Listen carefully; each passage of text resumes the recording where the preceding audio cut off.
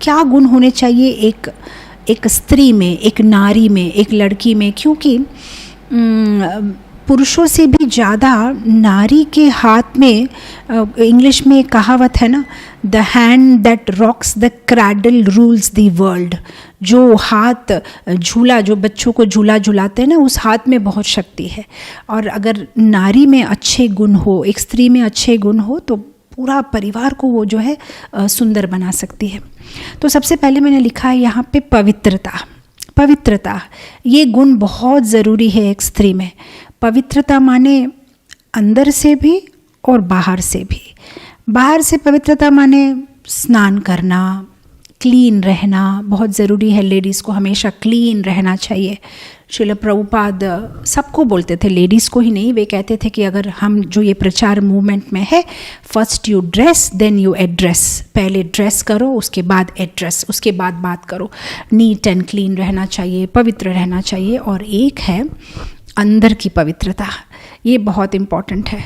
अंदर की पवित्रता माने हमारा मन भी पवित्र होना चाहिए, क्योंकि हम जो विचार करेंगे हम वो ही बोलेंगे, हम जो बोलेंगे हम वो ही करेंगे, हम जो करते रहेंगे वो हमारी आदत बन जाएगी, जो हमारी आदत बन जाएगी वो हमारा चरित्र बन जाएगा, और जो हमारा चरित्र बनेगा वो पूरा संसार, वो हमारी संस्कृति बन जाएगी।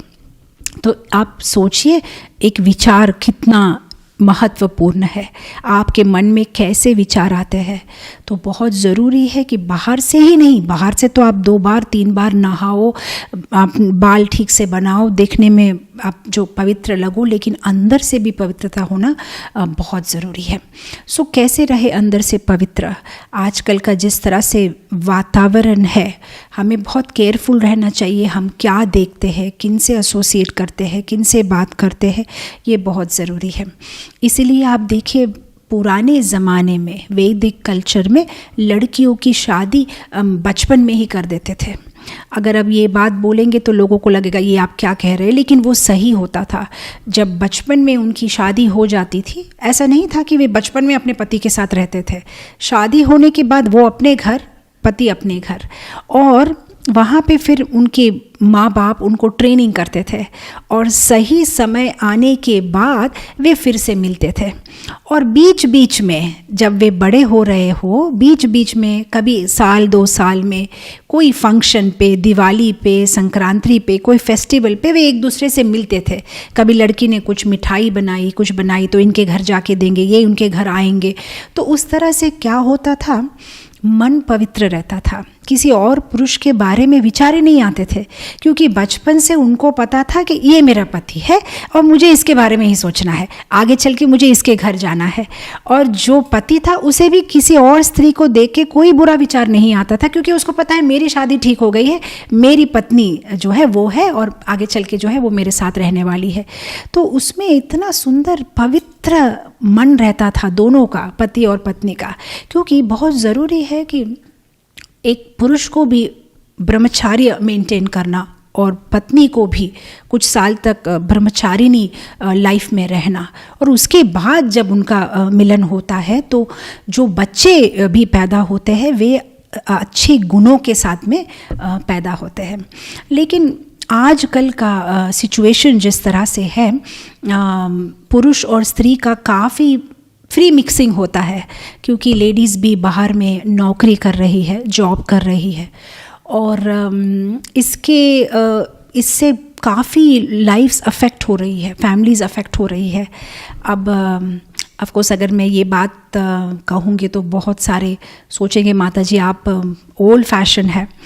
मैं ओल्ड फैशन नहीं हूँ, मैं सफल हूँ वैदिक स्क्रिप्चर्स को अपनाने में, और मेरा जीवन आनंदमयी है, और मैं इस बात को आपसे शेयर करना चाहती हूँ। आप उसको किस तरह से लेंगे वो आपकी मर्ज़ी है, लेकिन ये टेस्टेड है, ये टेस्टेड फार्मूला है। मतलब मैंने कोई पुस्तक से नहीं लिया है, मैं अपने जीवन से बता रही हूँ।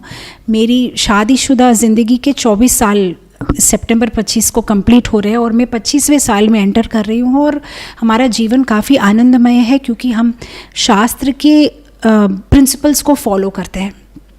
और मैं देख रही हूँ जो सो कॉल्ड मॉडर्न होने की कोशिश कर रहे हैं उनके जीवन में आनंद नहीं है, वे अशांति से भरे हुए हैं, वे दुखी है क्योंकि पत्नी भी बाहर में काम करती है, पति भी बाहर में काम करता है। पत्नी रात को 8-9 बजे घर आती है, पति भी 8-9-10 बजे घर आते हैं।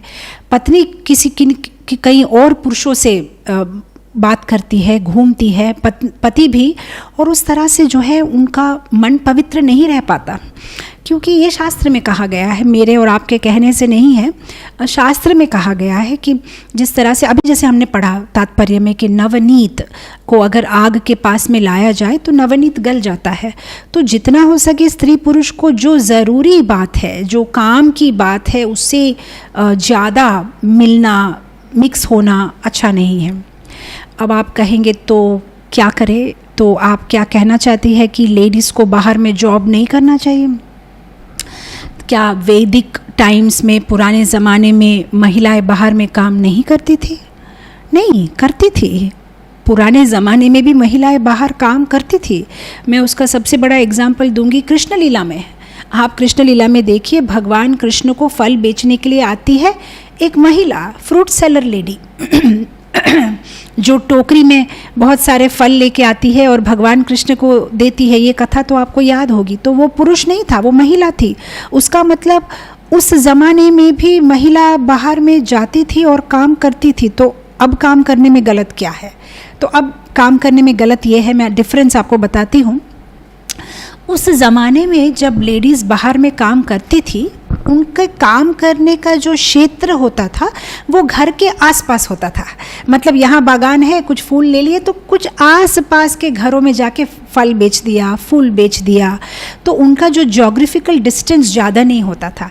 या तो कभी कभी पति पत्नी मिलके काम करते थे, जैसे खेती पे जाते थे तो पति भी कुछ ये कर रहा है, बीवी पत्नी भी जो है बीज बो रही है, तो दोनों साथ में मिलके काम करते थे।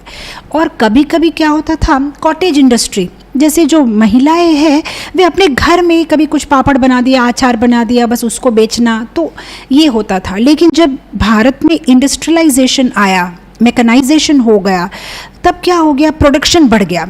और उसके बाद में जो ये इंडस्ट्रियल यूनिट्स खुलने लगी तो जो पुरुष थे उनको भी अपने घर से दूर जाके काम करना पड़ा। और फिर जब स्त्रियां भी उनके जैसे घर से दूर जाने लगी तो तब परिवार में डिस्टर्बेंस आना शुरू हो गया। और दूसरा बात, मैकेनाइजेशन से क्या हो गया, पहले क्या होता था, जेंडर कॉम्पैटिबल काम करते थे। मतलब लड़कियां वजन नहीं उठा सकते, लड़के वजन उठा सकते, लड़कों को वो काम, लड़कियों को और। अब क्या हो गया, मैकेनाइजेशन आने के वजह से हर एक काम हर एक पर्सन कर सकता है, क्योंकि सब कुछ तो मशीन से होता है। तो उस काम लड़की भी कर सकती है, लड़का भी कर सकती है। तो अब देर देर रात तक लड़कियों को भी रहना पड़ता है, बीपीओज़ में, दूसरे सर्विसेज में नाइट ड्यूटीज़ करनी पड़ती है, कभी लेट नाइट तक काम करना पड़ता है और अपने परिवार से दूर जाके काम करना पड़ता है। तो उस तरह से जो है पूरा परिवार डिस्टर्ब हो जाता है। तो जो हमारे ट्रेडिशनल हाउसवाइफ्स जो हमने देखे हैं जब हम छोटे थे जॉइंट फैमिली में, या हमारे जो दादा दादी वगैरह का जो जीवन देखा था, वो काफ़ी खुशहाल था। एक होम मेकर, एक पत्नी का बहुत सुंदर रोल होता था। सुबह जल्दी उठना, रंगोली बनाना, खाना बनाना, पति को ऑफिस भेजना, बच्चों को तैयार करके भेजना, उनके जाने के बाद घर की सफाई करना। अब तो MTR मसाला, बादशाह मसाला, प्रिया मसाला आ गया, लेकिन उन दिनों में वो मसाला बांट के रेडी रखना। घर के जो बड़े हैं उनके पास में रामायण पढ़ना, और जाने के बाद शाम को धूप लगाना, घर में दीप जलाना, फिर रात के खाने की तैयारियां करना, घर के जो पशु थे, गाय या भैंस या जो है उनकी रक्षा करना। एक सुंदर सा वातावरण था घर में। और जैसे हम बड़े हुए थे जॉइंट फैमिली में, तो हमने देखा है जो लेडीज़ होती थी उनको काफ़ी इमोशनल सपोर्ट भी मिलता था। दूसरी लेडीज़ से बात करना, कुछ मन में आया, अपनी कुछ मन में दुख है या कुछ भी है तो किसी और से शेयर करना।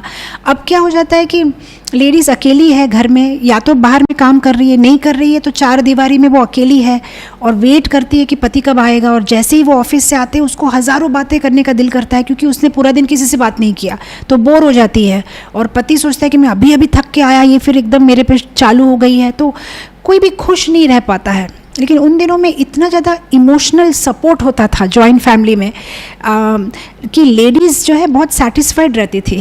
पूरा दिन जेठानी से देवरानी से गप्पे मारा, साथ में बातचीत किया, हंसा रोया, कितना कुछ हो गया। उसके बाद रात को जाके पति आने से तब तक उसकी ऑलरेडी मतलब थक गई है, पूरा दिन का इतना आनंद किया। तो ये सारे जो है हमारा कल्चर अभी डिस्ट्रॉय हो गया है बिकॉज ऑफ मॉडर्नाइजेशन। और ये जो बाहर में काम करते हैं, दूसरे लोगों से फिज़िकली मिक्स होते हैं, हैंड शेक करना या जो मॉडर्नली हक करना, बात करना, ये मन को, शरीर को दूषित कर देती है। और जिसका मन और शरीर दूषित होता है उसका एम्पावरमेंट नहीं होता, उसकी शक्ति नहीं होती है, उसमें उसको हैप्पीनेस नहीं मिलती। जैसे आप देखिए पुराण में से अगर मैं आपको कथाएं बताऊँ कैसे एक नारी की इतनी शक्ति होती थी कि एक कथा आती है, आई थिंक आत्री मुनि की, आत्री मुनि, अनुसुईया के बहन की कथा आती है। कैसे उनके पति जो है वे हैंडीकैप थे और वो एक जो है बास्केट में उनको लेके घूमती थी। और एक बार गलती से मार्कंडेय ऋषि को पैर लग गया, तो मार्कंडेय ऋषि ने बोला कि ये कल मर जाएगा, कल का सूर्य उदय के साथ ये मर जाएगा। तो इसकी इतनी पतिव्रता नारी थी वो कि उसने कहा कल का सूर्य उदय होगा ही नहीं। और क्योंकि उसने कह दिया सर सूर्य उदय हुआ ही नहीं, और सारे देवता आके उसे प्रे करने लगे कि आप ऐसा मत करो, सूर्य उदय होने दो। और फिर उसके बाद काफ़ी रिक्वेस्ट होने के बाद में फिर जो है सूर्य उदय हुआ और उनके पति को जो है आशीर्वाद मिला कि नहीं उनको कुछ नहीं होगा। तो उतना पावर था उन दिनों में लेडीज़ का बिकॉज ऑफ देयर प्योरिटी। दूसरी बात है कि बाहर में काम करने में कोई गलती नहीं है, लेकिन प्रॉब्लम यह है कि लेडीज़ बाय नेचर जो है उनका स्वभाव वाम स्वभाव होता है, मतलब बहुत ही मीठा स्वभाव, प्यारा स्वभाव होता है। और वे बहुत जल्दी दूसरों की बातों में आ जाती है। जैसे आप देखिए द्रौपदी, हाँ, उसको पहले तो गुस्सा आया कि मेरे 5 बेटों को मार दिया। तो जब अश्वत्थामा को लेके आया अर्जुन, अभी इसका क्या किया जाए, तब द्रौपदी ने कहा माफ़ कर दो, बेचारा गुरुपुत्र है, छोड़ दो, कोई बात नहीं, ब्राह्मण है, ब्राह्मण पुत्र है, छोड़ दो। नहीं, मैं नहीं चाहती कि कृपि रोए अपने बेटे की मौत देके, नहीं उसको छोड़ दो। अब क्या किया द्रौपदी ने, गलती कर दी ना, क्योंकि छोड़ दिया। फिर अश्वत्थामा ने ब्रह्मास्त्र फेंका परीक्षित को उत्तरा के गर्भ में मारने के लिए। तो वाम स्वभाव, सीता माता का वाम स्वभाव। रावण आया तो उसको लगा नहीं भिक्षा तो देनी पड़ेगी, ब्राह्मण है, और भिक्षा देने के लिए गई और उसको जो है रावण ने उसका अपहरण कर लिया। तो बाय नेचर लेडीज़ जो है वे वाम स्वभाव की होती है और वे फिर फंस जाती है। तो इसलिए मनुस्मृति में कहते हैं कि लेडीज़ की रक्षा करनी चाहिए। बचपन में पिता रक्षा करते हैं, बाद में पति रक्षा करते हैं और बूढ़े होने पे बेटा रक्षा करता है। और ये हमारी संस्कृति है।